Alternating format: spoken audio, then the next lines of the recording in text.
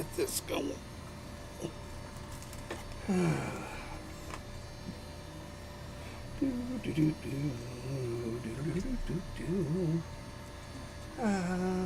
Turn the volume down.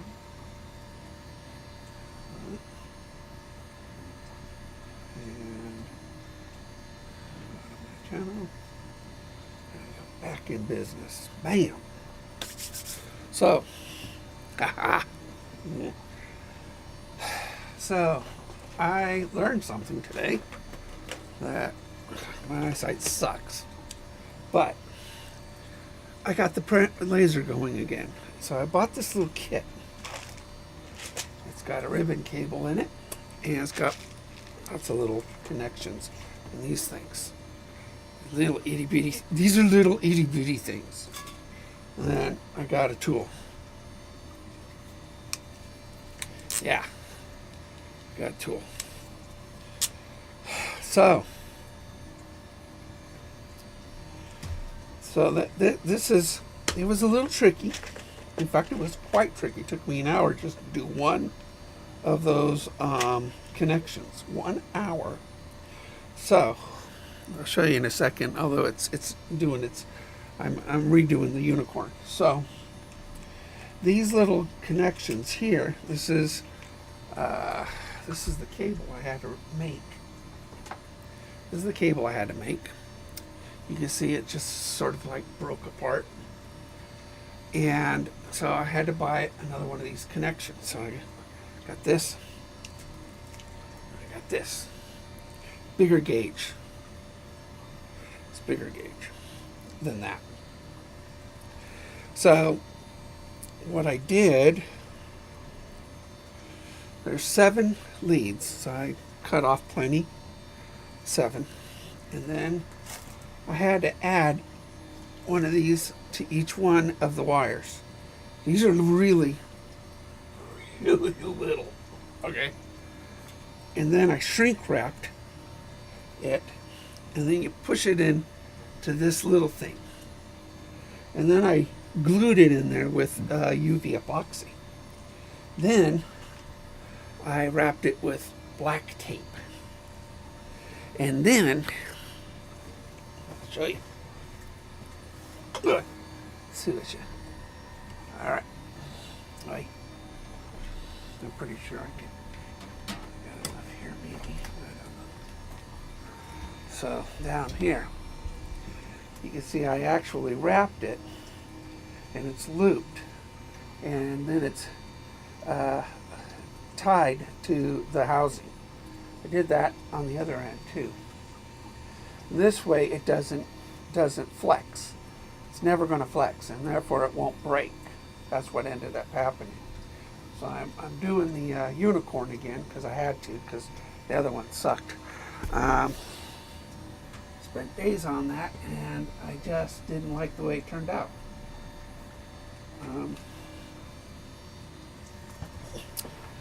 So with this one, we're going to do something very, very different. Well, not very different, just simpler. So I think simple's easy. So this is the way the other one turned out. Did not like it. I wouldn't pay for that. I wouldn't even gift this.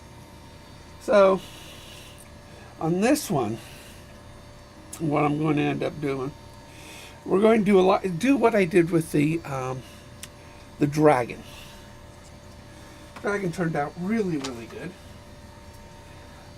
So I'm going to do, basically hand paint it, and just, work my magic into it, and do that. So, and then I'll finish the, what do you call it?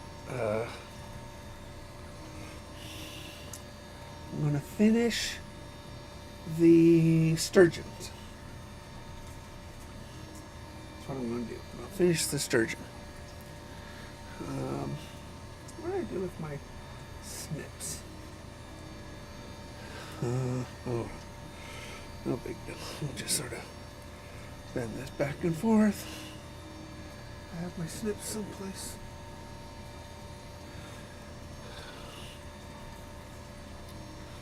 But this is a pain in the rear, doing these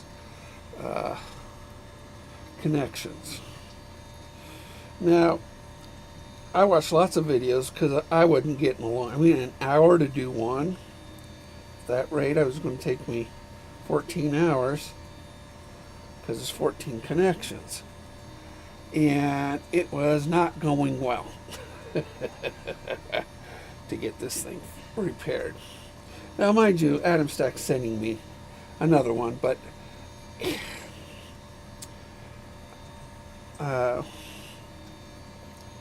and we'll see if they can fix the issue. I mean, from what my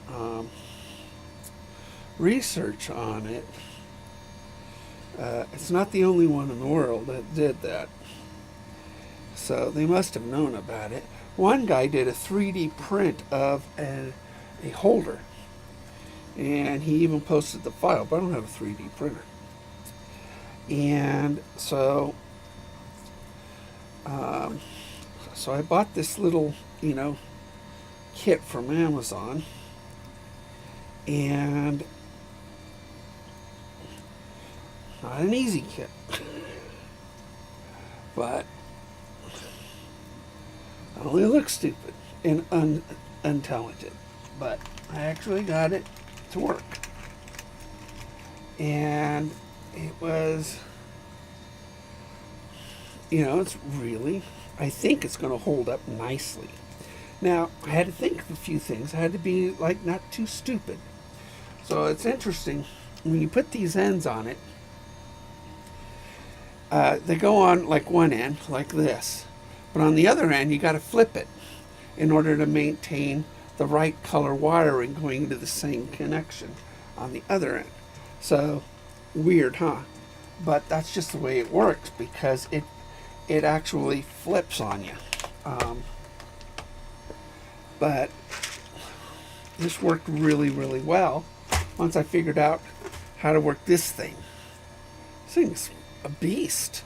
It really is. I mean, this is a high quality tool I bought, and I will probably never use it again. Actually, I'll use it again. I mean, this thing, I'm sure I'll use it again. I do a lot of electrical stuff on the boat, so we'll do that. But this thing is, they're sending me another one of these, which is okay. I'm happy that they are. Hopefully they will actually come up with a nice solution. I sent them pictures of other solutions that were out on the market, and they can hopefully integrate that into their machines.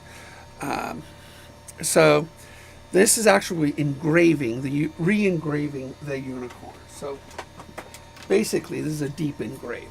And then what I did, because it's a really good piece of wood, and so it's going to be a nice deep engrave on that. And then, because it is a deep engrave, I can paint it without going outside the lines, but also I can give it more of a 3D effect, like I did with the dragon.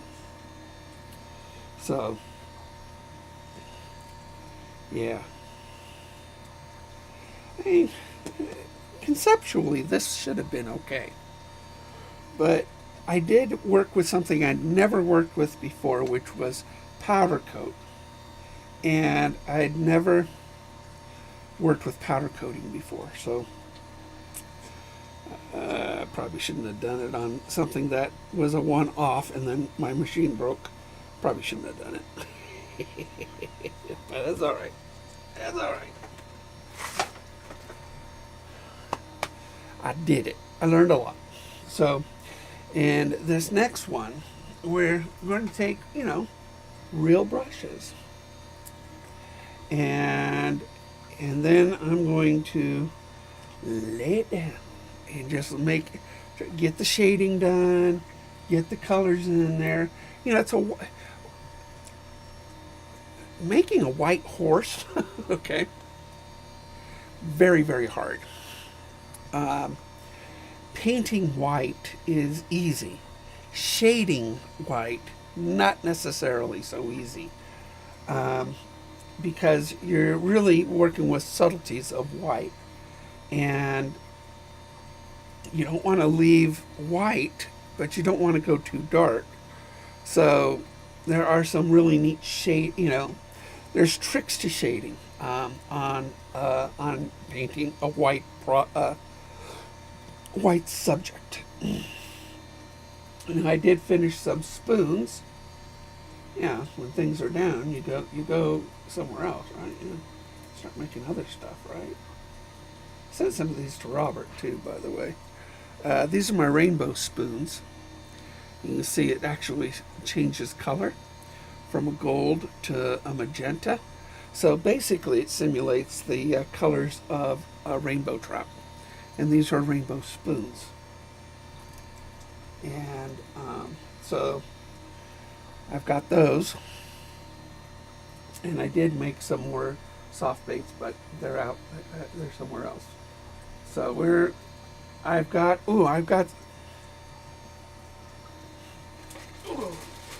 some, these are actually deep diving, jointed bait. So I'm going to start painting all these pretty soon. Figure January. So this right here is a really nice jointed bait. Nice big round bill on it. This one will go ahead. It's got a nice soft knock to it. And it's this one will dive to about 9-10 feet.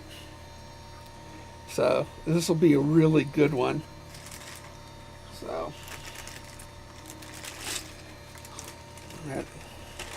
I got a bunch of new baits. And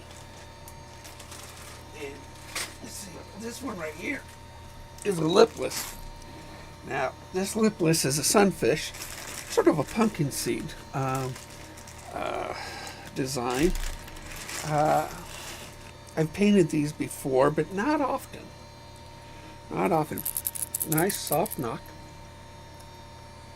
And it's a pumpkin seed design. So, really nice bait. I actually made these once in what I call my confetti lure. And because I put every color under the sun under it, and it worked. It worked. I called it my confetti lure. Yeah, I put some really neat coloring in it. Neat patterns on it, stuff like that. So, anyway, I've got a lot of new baits that we will get to starting next month. But I need to finish what I've promised. So, I've got the unicorn being done now. I've got the sturgeon. And to test this wiring system, I did this piece earlier. I just wanted to test it out. So this is the piece I did earlier. I love steampunk. So this airship is pretty cool. This is a 3D model that I created, by the way. And then I arranged the 3D model, took pictures of it, then mapped it, and then created this sort of steampunk diagram. And so what I'll do with this is we'll sort of give it some antiquing, on this, and sort of make it look like I don't know. Did it for me anyway. It looks pretty cool. Looks pretty cool. That's a neat airship. I did quite a few steampunk 3D renderings, and see, I'll show you the picture. I mean, you don't see the full color picture on this, so let's see. We'll stick it in here and let you guys see the picture that was actually taken from. Where are you? Steampunk. Honk, where are you? Should be right there, shouldn't you? Oh, pictures. Oh, no. There. Should be in here. There it is. Okay. So make sure. I don't know if you can see it very good when I do it. There it is. Woo, right here. That's the steampunk. That's the model. Just a picture of the model. And this is, woohoo, basically 3 different sides of it. And then I wanted to sort of create sort of a dark image and light image, sort of look like sort of a diagram, a sketch of it. Looks pretty cool. Looks pretty cool. Hey, crazy life. So, welcome to my little success story, because I got my lasers working again. I had to recreate an electric the probably the most important cable in there, which goes from the laser to the machine. And this thing just kept what I didn't know is that this would just keep doing this as the laser traveled, and it just literally broke the wire. So what I did is I got thicker gauge ribbon cable and wired it in a way that it doesn't bend anymore, and that should last a long time, and a little bit, just a slightly larger gauge. I mean, it does carry, there's 2 24-volt wires in there, so I really wanted to make sure. And then, of course, I used UV epoxy in order to solidify everything right to the connection itself, and shrink wrapped it. And, I mean, to be honest, I think I did a pretty good job. I mean, it's working, which is important. But yeah, the airship is pretty cool. So this is kind of for me. I did this one for me. I mean, somebody might buy it. I don't know. We'll see after I'm done, really working it. But it looks pretty cool. Looks pretty cool. Turned out all right.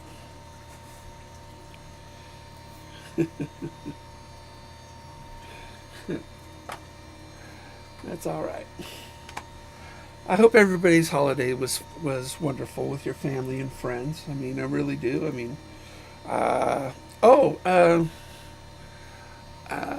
little investigative project that my wife and I are doing right now. We were watching this I don't know, rom-com, and it was part of it was set in England. And what I always notice is that everybody in England names their houses. They give it a cute little name, their house. And I figured, okay, well, I looked at my wife and said, we should name our house. And she agreed. But now I got to do some research. This house is 110 years old. And I cannot find right now who built it. I mean, it's 110 years old. It's an old craftsman home. And this part of Klamath Falls is one of the oldest neighborhoods in Klamath Falls. This house is actually the first in the neighborhood to have been built. And, it was built in 1915. So, really hard to find records. And so we went to the museum today. He's going to do some research on the neighborhood. This is called Joanna Heights. And then we went to the library. So I'm thinking we have to go to the county assessor's office here in town on Monday and see if I can dig up anything on this residence. And a lot of stuff I have dug up. I mean, it's pretty amazing, the neighborhood. It's very, very, very old neighborhood. And each home was custom. Each home, I have an English tutor on one side of me. the house next to me, I think, was a rebuild because it's not old. There was an old house there, and then it probably burned down. And this is what we call a craftsman style home.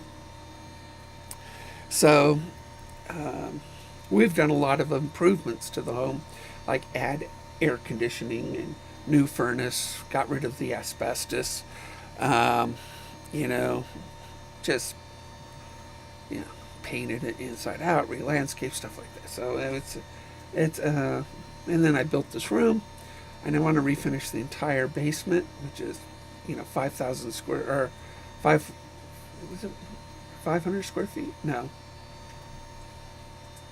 At least 1,000 square feet down here. It's a lot.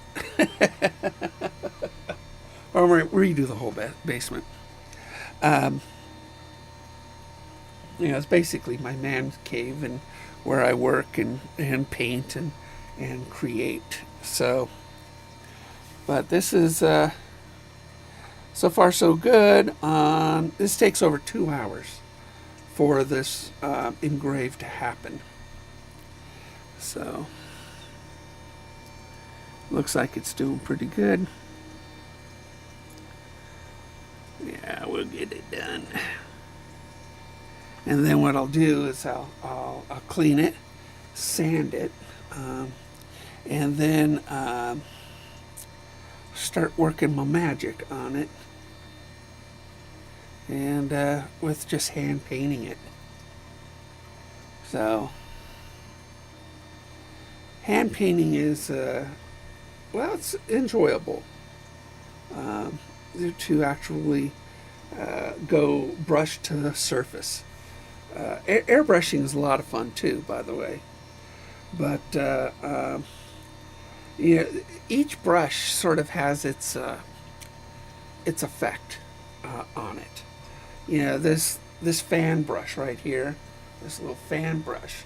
I could do a lot of dry brush area effects with this. It's I just dab it and then wipe off a lot of the paint, and then start brushing this, and then it creates what I call a dry brush effect on it. And then of course you've got your detail brushes, you've got your flat brushes, your big brushes, and so you're going to lay down a base, you're going to dry brush over it, and you're just going to start coloring it, and until you get what you like. The nice thing is about doing an engrave, the surface is deep. So unlike this, I did not do a deep engrave on this, but technically it is an engrave, and you can feel it with your fingers a little bit, but this is pretty cool. It's pretty cool. What do you guys think of that? I know you gotta like steampunk, I guess. If you don't like steampunk, then you're thinking, Mike, it's just an airship. But it's a cool airship. It's got, pipes and stuff like that on it. It's just, steampunk is like a post-apocalyptic Mad Max type of thing, That's kind of what steampunk is.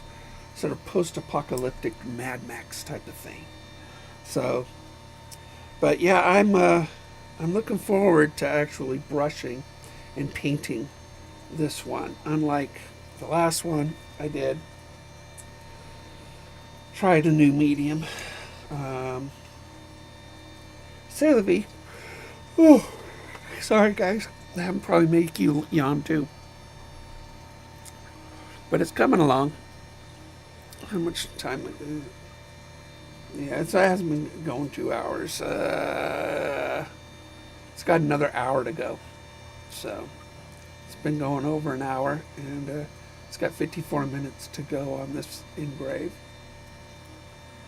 Like I said, then I clean it with isopropyl alcohol, and then I'll sand it with some fine sandpaper in order to get the burns off of it. I thought about leaving the burns on the, with the last one, but it just didn't work out the way I wanted it to. So Nice thing about doing it twice is that you learn a lot from the first one, and then you, well, you don't do it again. Um, the one thing about this is that because I am painting a white horse, the burn on this one, it comes out black. So the challenge, and that's why I went with powder coat, is that I took the powder coat and I filled in the gray, the all the black, and I knew it was kind of an interesting way or an experiment to make the black white, and it did. Made the black white, just didn't come out the way I wanted it at all. Conceptually, it did its job, but beauty-wise, it did not. Then I created this glow around it, and then this, and it just didn't turn out the way I wanted it to. So, we're going to,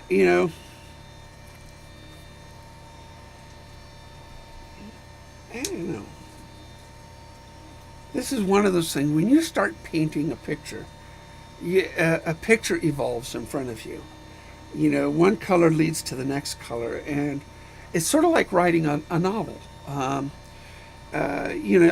build a storyboard, but when you start writing the novel, chapters start to create themselves. Dialogue creates itself. And that's the way painting is. Painting's so much like writing, except you're doing it with colors and brush strokes. And one brush stroke will lead to the next brush stroke. One color will lead to the next color. Come here. Bellow's down here. You may have seen him walk in behind me. Bellow's my Maine Coon cat. Anyway, he's kind of curious about something down there. We've been having a couple feral cats find their way into my basement lately, and I can't find a way. I can't find their entrance. I have tried. But it's cold out there today. It's storming, and a lot of rain, no snow today. It's really wet today. What you doing? Hey. There he goes. You can see him out there. That's Bello. Yeah, we're supposed to have a bunch of rain this, today and this whole weekend. So, and then snow later in the on Wednesday. We'll get some snow. So I'm hoping, really, let me check Lake of the Woods camera.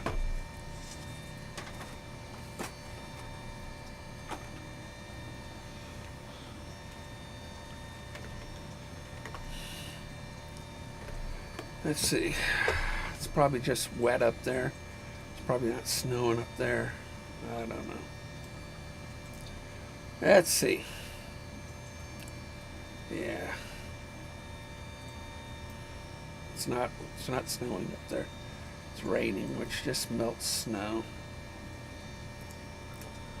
I really, really, really want ice fishing this year. Really want ice fishing this year, and it's not going to happen.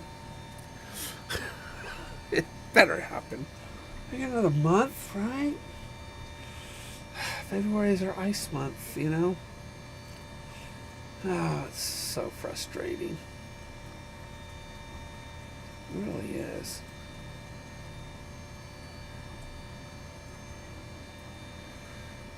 It must not be raining. There's some people sitting outside on the swing. I'm watching two ladies. Live cameras. Live cameras. And it's raining down here. Let's see. Let's look at the map.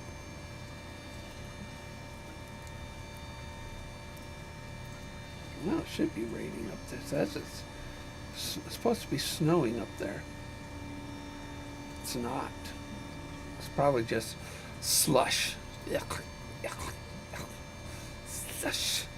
Oh, and then one of my, I worked 16 years for a company called The Good Guys Audio Video, and they want to do a reunion. And Good Guys went out of business in 2005. I think it was 2005 they went out of business. I was the last store manager of the Fresno store. I opened that store. I actually opened the original Modesto store too. And so they want to do a reunion. Now, one thing about Good Guys is that we were pretty much a family. Sometimes dysfunctional, sometimes we didn't get along, but even if you didn't like each other, you still loved each other. And that's the way the family was. There are some people, there's a lot of people I want to see again. There's some I don't.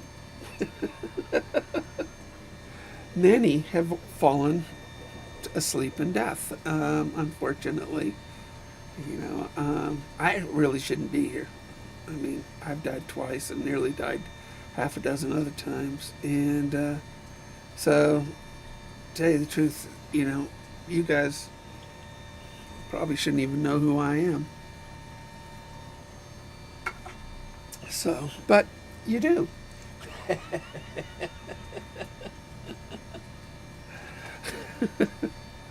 not sure if that's good or bad. But I stuck around because I have 3 children and they deserve to at least have an obnoxious father. Better than no father at all. Okay, just past the eye on the head. Yeah, it's gonna look good. I hope I did a deep enough engrave on it, because I gotta sand. You gotta sand it. You know, it's woodworking. It's what it is. It's woodworking. So this is going to be pretty cool. I hope. Simple, right? Just keep it simple, Mike. Just keep it simple. That's what you do. Just keep it simple.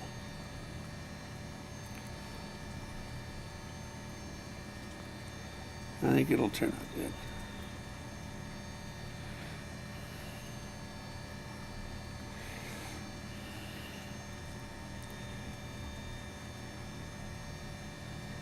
You know, I could not paint the black area. Just leave the black area black. And paint the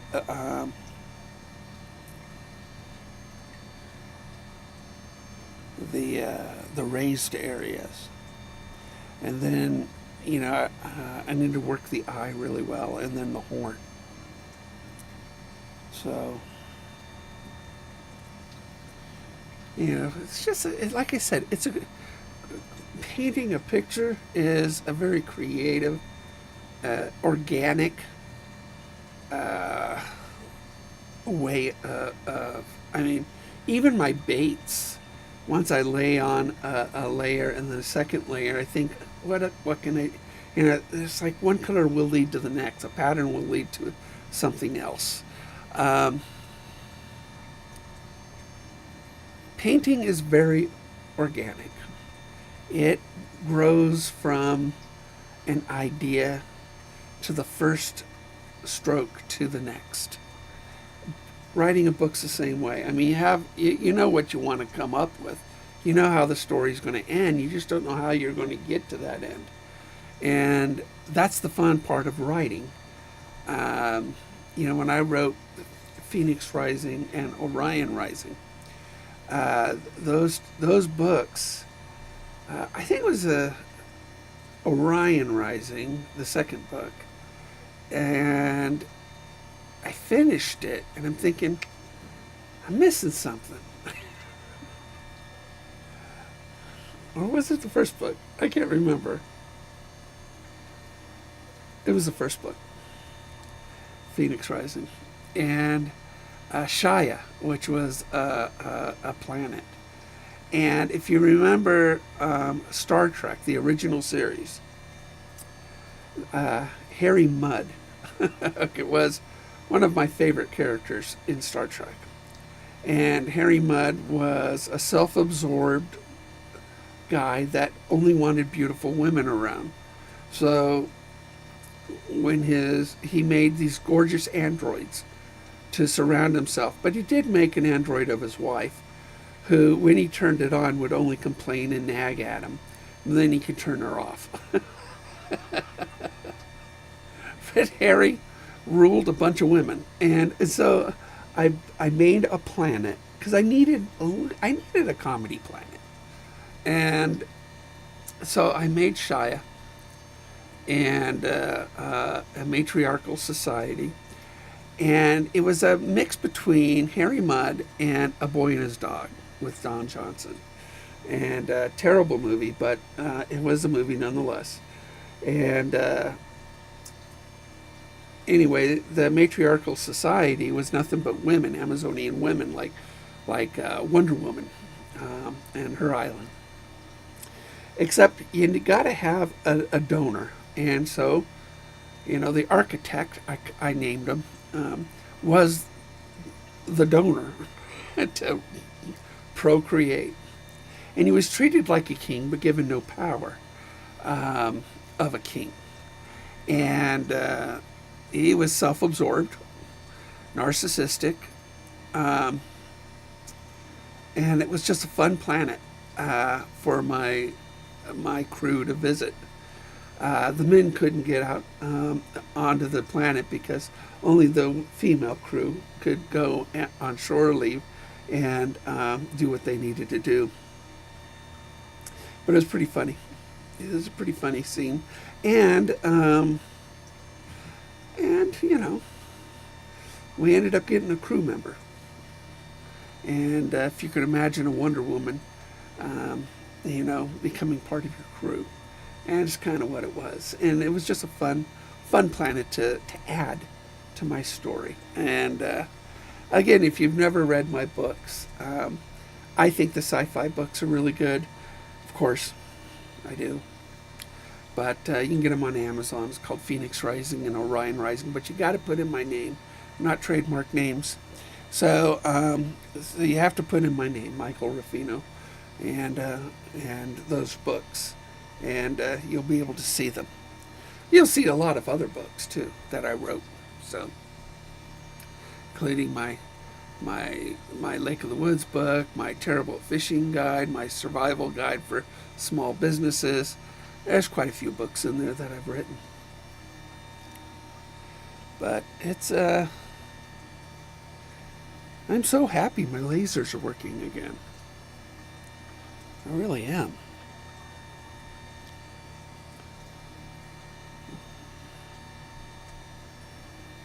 I like, it's kind of an addicting thing.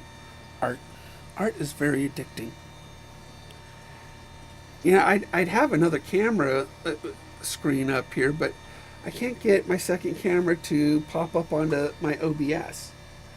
I don't know why, but I just can't get. I can't get it to pop up there. The second camera. Sometimes it works, sometimes it doesn't. I don't know what to do, to tell you the truth. I don't know. Sylvie? What was that? Oh, that's me. Well, I hope everything's going really nice for you guys. Yeah, we want to name our house. Give it a name, and then I'll make a sign and I'll put it on the front walk. And I can't really name it after me. That'd be a little narcissistic. But I would like to see some of its history, and then sort of go with something culturally, or historically significant for this area, and name it after that. Um, cave manor, basically. I work in a cave. Caverns. Hall of Caverns.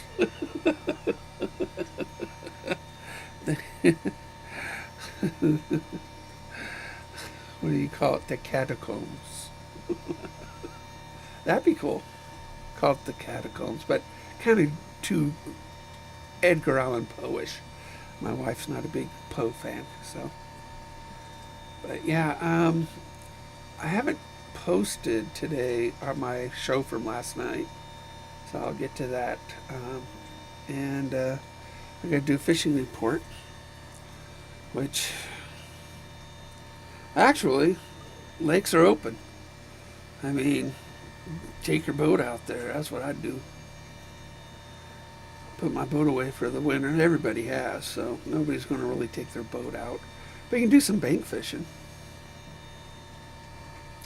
Do some bank fishing.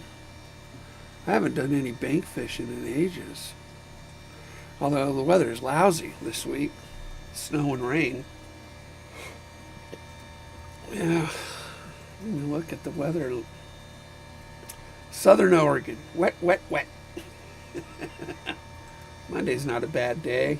You can actually go out Monday. It's cold. Yeah, it's going to be cold. Down in the 30s and 20s. So, I mean, put your snowsuit on and a chair.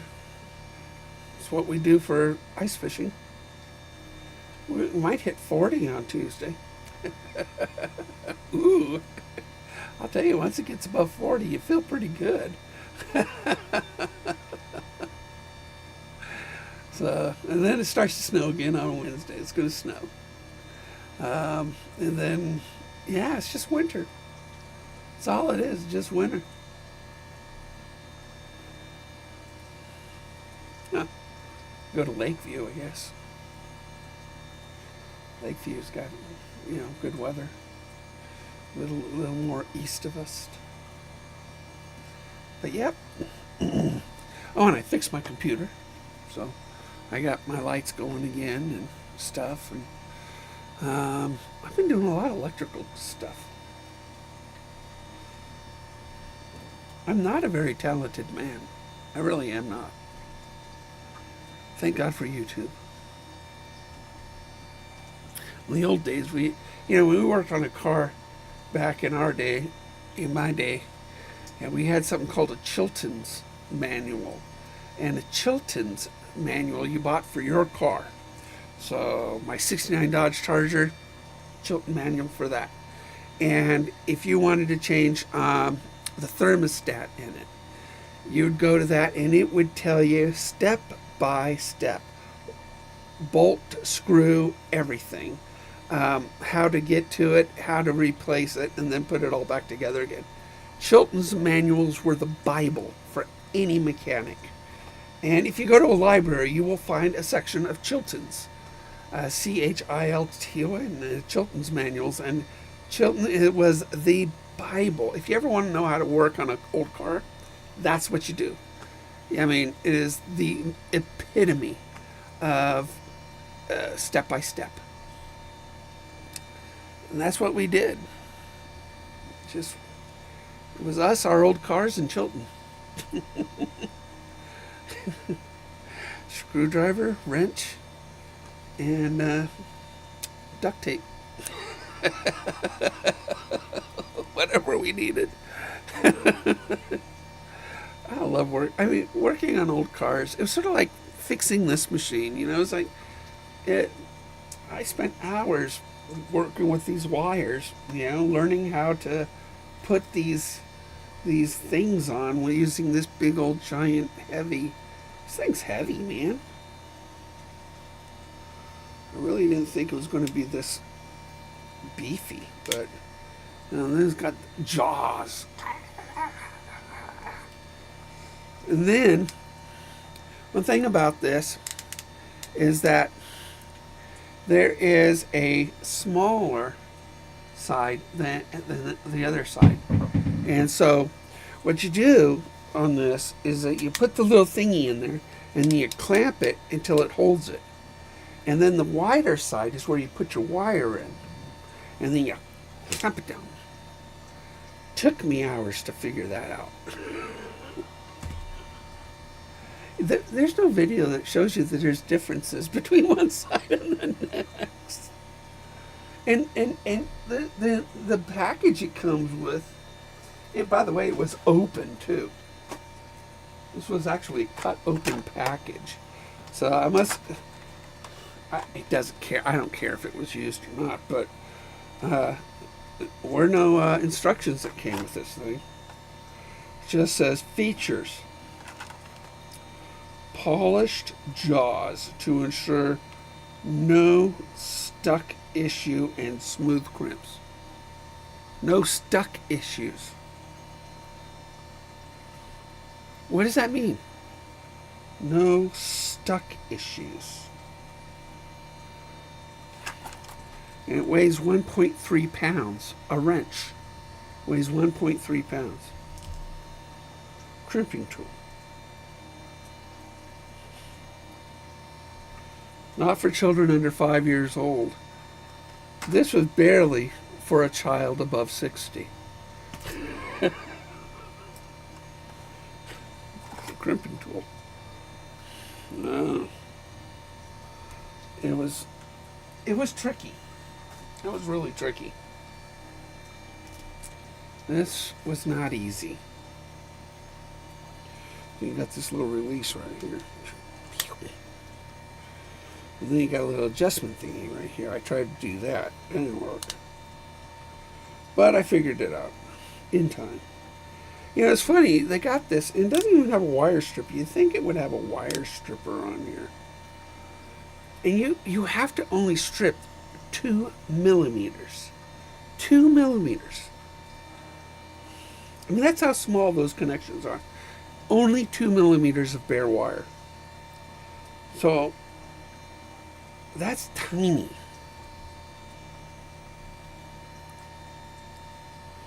See, this thing's got, there's a millimeter side.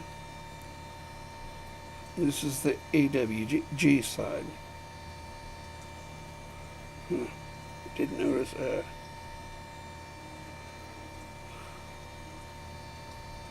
Yeah, I don't know. It's not an easy thing. I recommend doing it if you have to. And I didn't have to. I could wait a couple more weeks. But I have these jobs I need to get done. So I fixed it. I fixed it.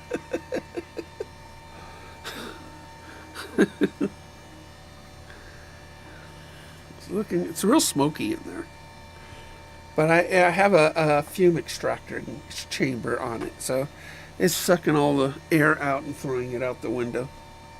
Got a long vent, and then I have an inline fan, and it's just creating that suction out. Otherwise, I couldn't breathe in here.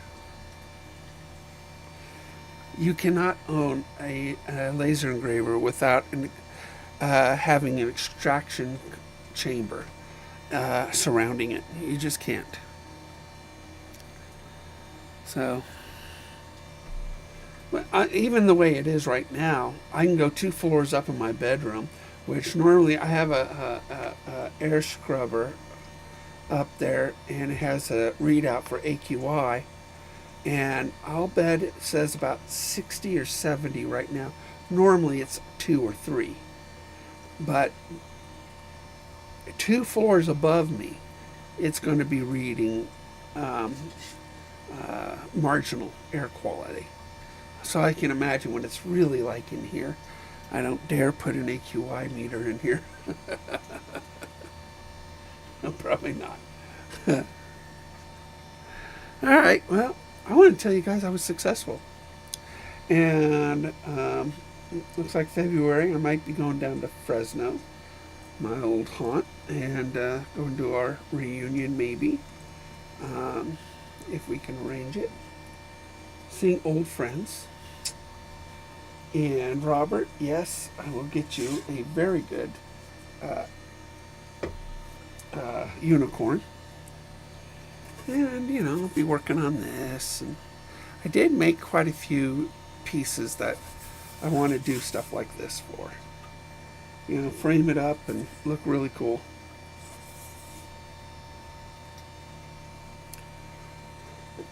Something really cool about steampunk.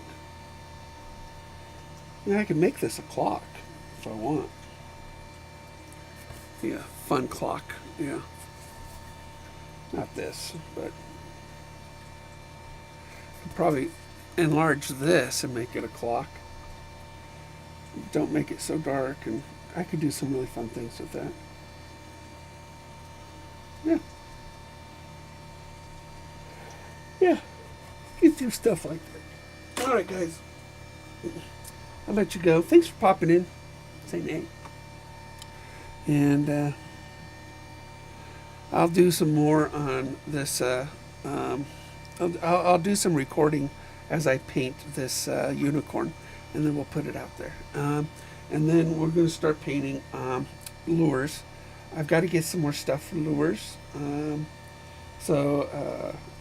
Like I said, January, February, March will be lure making months.